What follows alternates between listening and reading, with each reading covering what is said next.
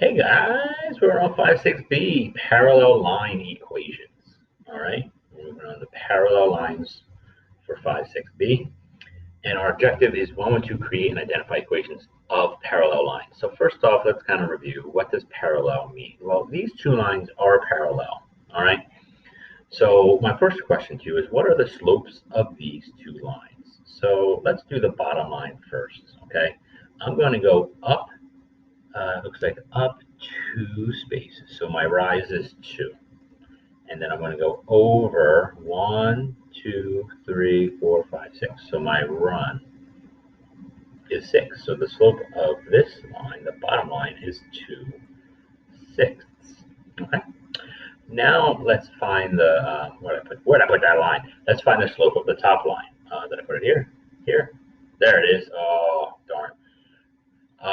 My run is 1, and my rise is 1, and my run is 3. So the slope of this line is 1/3.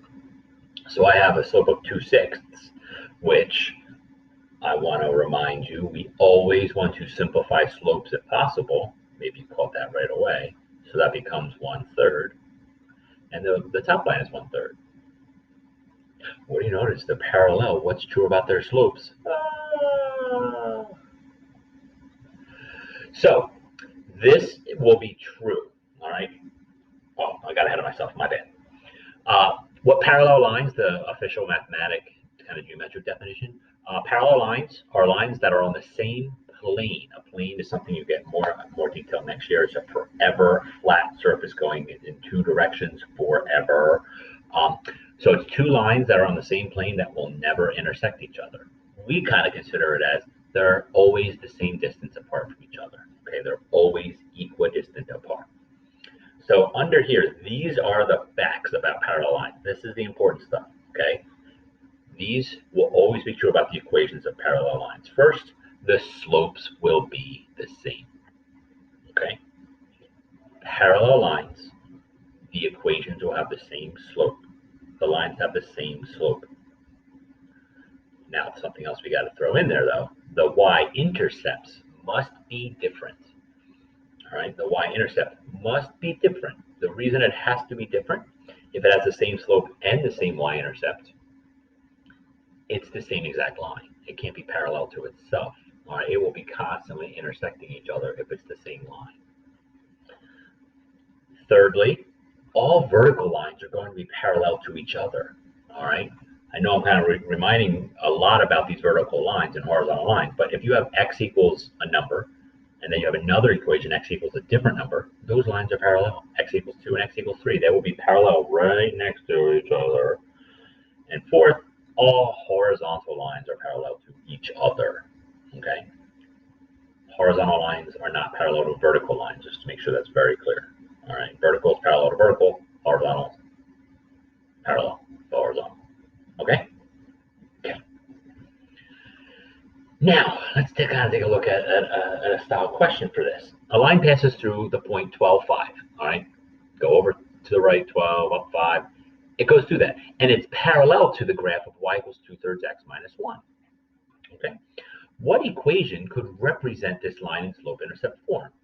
That sounds like a lot of, like, it goes through a point, and it's parallel to this line given here. So this line goes through 12, 5, which is a point, right?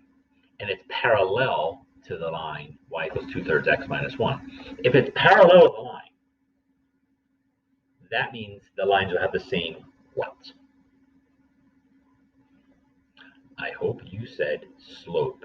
All right, so if we know it has the same slope as this, and it goes through this point, we're going to use point slope form. We have a point, we have a slope, we're going to put it in point slope form and then turn it into slope intercept form. Okay, so let's do that. Here's the point.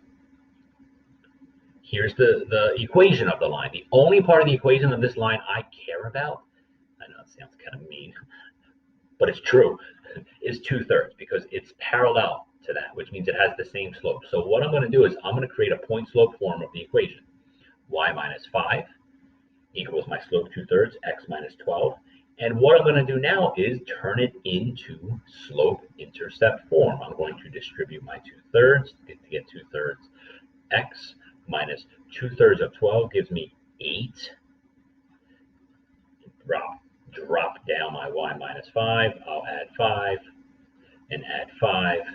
And I get the equation y equals 2/3. Oops, I forgot my x here.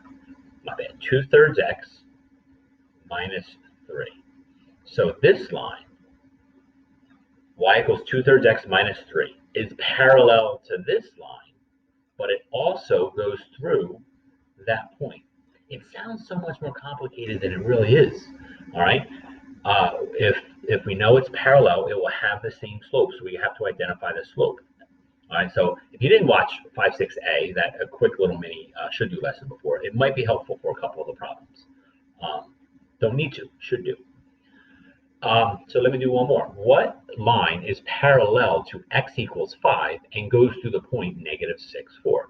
So this line, x equals 5, it's a vertical line that goes through x equals 5.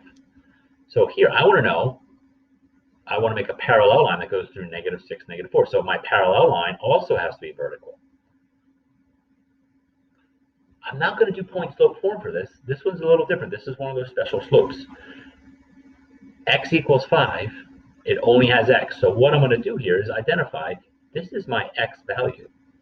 If it's parallel, meaning it's vertical, and it goes through this point, it has to go through at -6.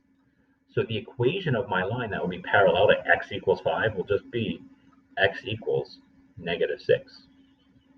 This line is parallel to that line, and it goes through that point. That 4 doesn't matter. This could be any number I want it to be, or created, but it will be parallel to the other vertical line. And the same thing would happen if they were horizontal lines. We would just take the y value of the point. And that's it. I want you to complete the assignment for this. It's actually a new assignment to Quizzes. There's a link. It'll take you there. It gives you. I am giving you 2 attempts on it. So if you don't like the grade the first time, you can take it a second time. All right. And then take the mastery check.